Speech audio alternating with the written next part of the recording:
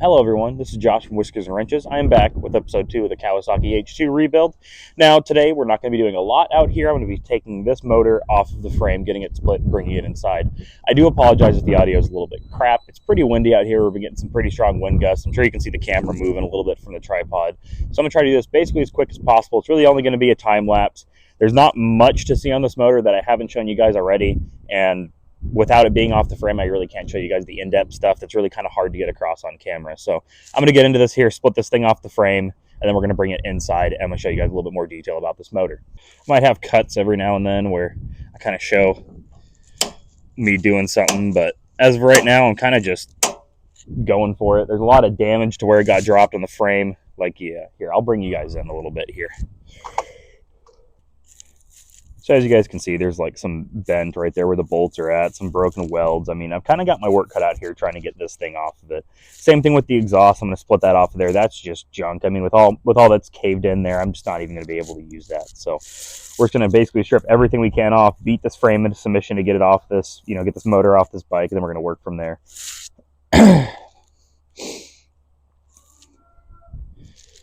Yippee! Now, I'm going to do a little voiceover here while in the background there's going to be a time lapse of me getting the motor off the frame here. Every now and then we'll cut back over to it when I have something interesting to show, like if I pop off a really melted piece or I pop off something good or something bad happened, etc., etc. But I want to go through, I do want to say, first and foremost, I do apologize for the quality of the first video. I know I bounced around a lot. I am pretty darn new to YouTube. As a kid, I think everybody had a YouTube channel that they played, Call of Duty on or something like that and thought they were going to make it big and all that stuff. I'm no different. But that's my experience with YouTube when I was like 14, 15, making stupid gaming videos. Especially in the in real life segment, this is brand new to me. Working on bikes on a camera, all that stuff. All this is brand new to me, so I do apologize if, I'm not showing things that I could show. If the camera angle is crap, if the lighting's crap, I apologize about that. But I do want to get into here and answer some of the questions that I saw in the comments. I'm going to put up a comment every now and then that has a question and try my best to answer it here just to, clear up any confusion we have. So what I plan on doing with the motorcycle is I do plan on keeping this the motor at least in a Kawasaki H2 frame. These Kawasaki H2s have always been a dream bike of mine. I love Kawasaki, and the Kawasaki H2 has just been a dream of mine ever since they brought it out. Hearing that supercharger flutter, everything like that, having a street bike that is, supercharged, that's something you don't see every day. There's some turbo boosts, but you really don't see a supercharged bike. So I do plan on keeping this motor in a street-going motorcycle. I don't know exactly what frame it's going to go into. I don't know if it's going to be a 2020, a 2021, a 2018, anything like that. I don't know if it's going to be a H2 frame. I don't know if it's going to be an H2 SE frame. I will touch on the differences between those bikes here in a little bit here. But I said here twice. But that's going to lead into another comment here. I don't know if it's a gentleman, but this person right here said, "Hey, I know, you said frames are $600-700. That's for an H2 SE frame. For the actual H2 frame, they are a lot more expensive and they are a lot more harder to find." Now, I will wholeheartedly concede this person was completely correct. The H2 frame is a lot harder to find and a lot more expensive than an H2 SE frame. But I did do a little bit of research and I found the differences are not as big as they possibly could be.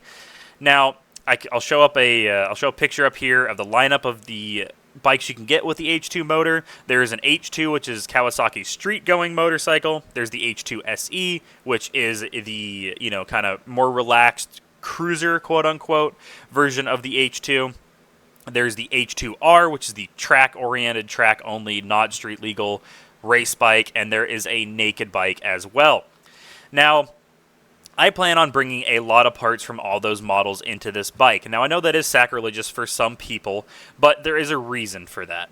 Now, I am building a Crown Vic. I'm sure a couple of you guys saw its face sticking out in the first video in the shop, but just bear with me here. This is a little bit of a tangent, but it's going to explain my reasoning. In that Crown Vic I have the dash from a Lincoln Town Car that has the wood trim in it. I have the seats that are heated and, leather and all that stuff. I have the door cards with the wood trim on it. But I also am putting a 5-speed in that car. I'm putting a little bit more stiff suspension, and I am putting a hydraulic e-brake setup on the rear end. I plan to have that car completely road trippable, but also fun if I bring it to a drag strip or a track or something like that. Now, it doesn't have to excel at either of those to be, something that I love to do. I have road tripped that car for a long, long time. I've been to about 25 different states in that car. It is my car that I go to visit my long distance friends, just take on road trips, all that stuff. I have a lot of fun with that car.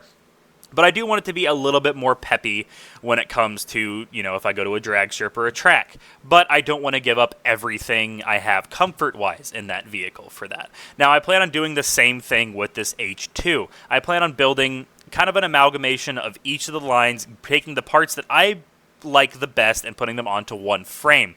Now, I do plan on sticking with the H2 SE frame, as sacrilegious as that might sound to some people. I believe that's going to be my best bet.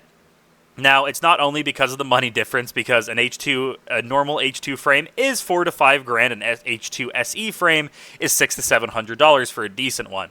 Now, that is a big, big difference in money, and it does play a little bit here, but the H2 SE frame is not as different as it possibly could be from the H2 frame. Now, there is some part incompatibility things, like the fairings, things like that, but I have worked in a body shop for a long, long time. Doing custom bodywork is kind of my thing.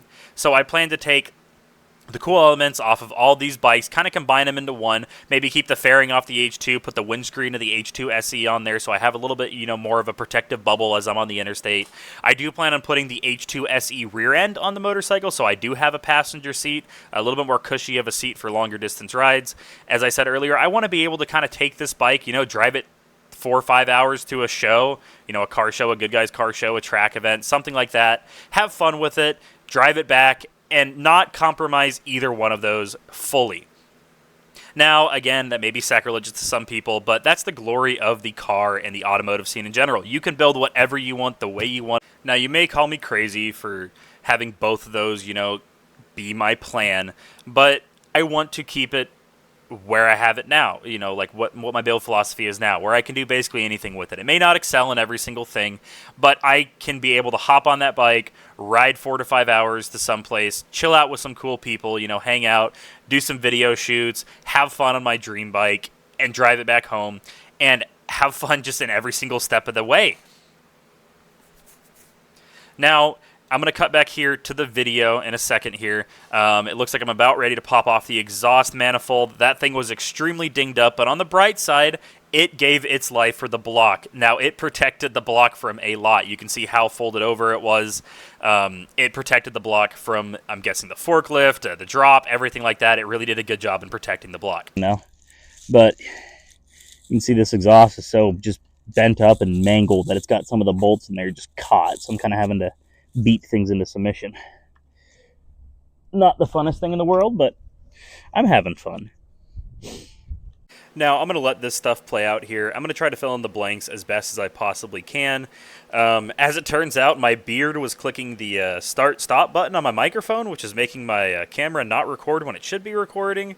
So I did lose a little bit of footage on me separating this motor from the frame itself. Thankfully, I got most of it. I got like all of it, me taking everything apart from the actual separation of the motor from the frame itself, where I just kind of like laid it over on its side and pulled it out. Thankfully, my neighbor was over, so I got him to help me bring it inside and put it up on my kitchen table. And yes, I am rebuilding the motor on my kitchen table. I am a gearhead. I mean, why else would you have a kitchen table? It's not to eat on, obviously. It's to put motorcycle parts on.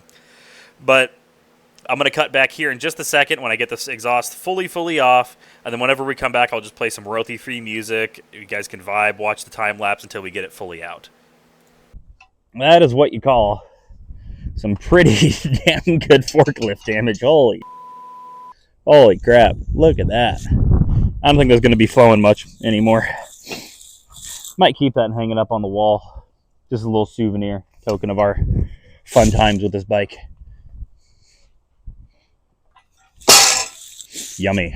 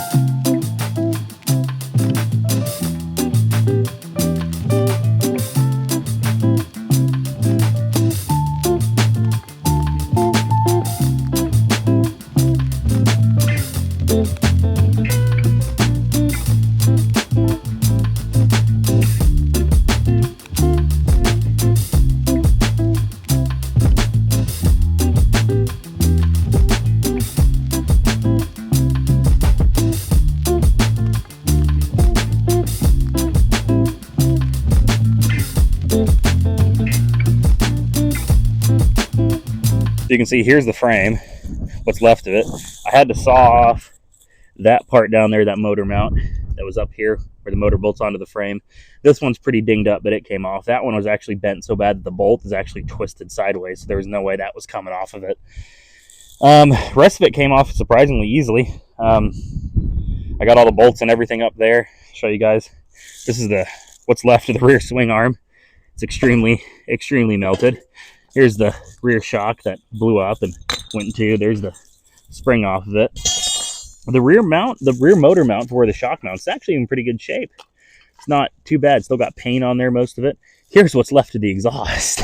this is really bad right here. It's folded over hardcore. You see that's flat. It is most likely junk, but I mean, I might hang it up on the wall for a little decorative piece, fails, because that is extreme carnage right there. Now, we're going to go back inside.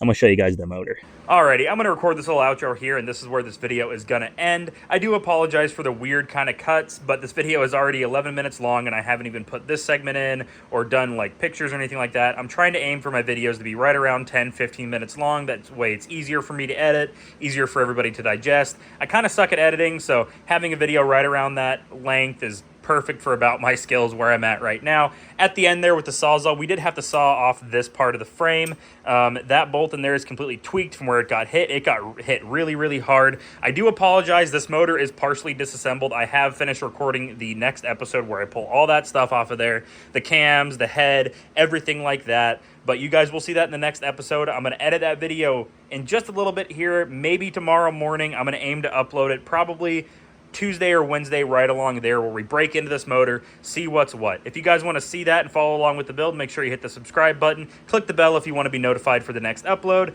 like the video if you liked it, disliked if you disliked it, leave a comment if you want to call me an idiot for trying to rebuild this turd. I'll see you guys in the next one. Peace.